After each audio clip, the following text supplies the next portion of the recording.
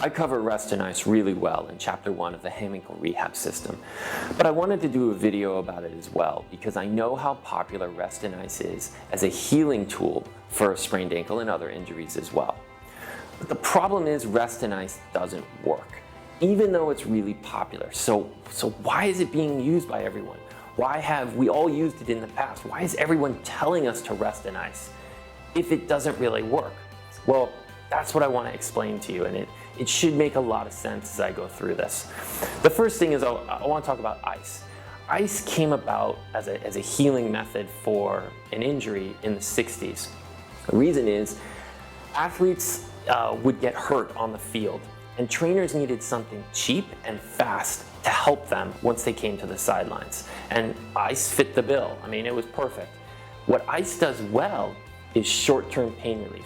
The reason is it hinders and even stops the communication between nerves and muscle, right? So, and you've experienced this yourself. If you've iced anything, it gets numb, right? So yeah, it does that pretty well.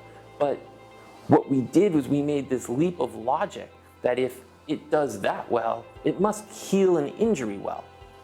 And that's not the case. There's literally no clinical data, there's no clinical studies anywhere that show that ice is helpful for healing an injury.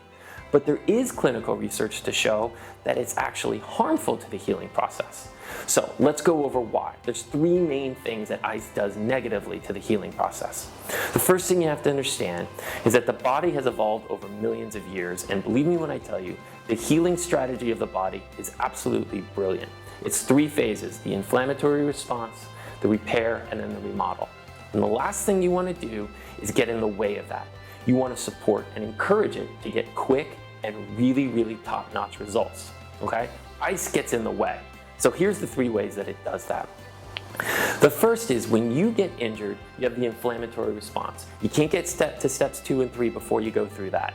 All you gotta do is look down at your ankle, you'll see how swollen it is. You know what I'm talking about. Well, inside the body, the immune system goes into overdrive, and it sends in 2 waves of something called macrophages, which are immune cells, and they stand for big eater in Greek. Well, that first wave is the first 48 hours. And the macrophages that flood into the injured area during those first 2 days are responsible for one thing, and that is literally gobbling up and removing the debris in the injured area. So believe me, you don't want to stop that, right? You understand what I'm saying. I mean, you want as many macrophages in there as humanly possible, because before you can start the healing process, you need to get that debris out of there. The second phase of macrophages is responsible for muscle regeneration and repair. So, what ice does is stop the flow of macrophages. Again, that is the last thing that you want. You want to support and encourage the flow of macrophages into the injured area to heal properly. The second thing that ice does is, and I covered this a second ago, is that ice actually stops the communication between nerves and muscle, right? And that's why it's effective as a pain reliever. But lymphatic drainage requires muscle activation.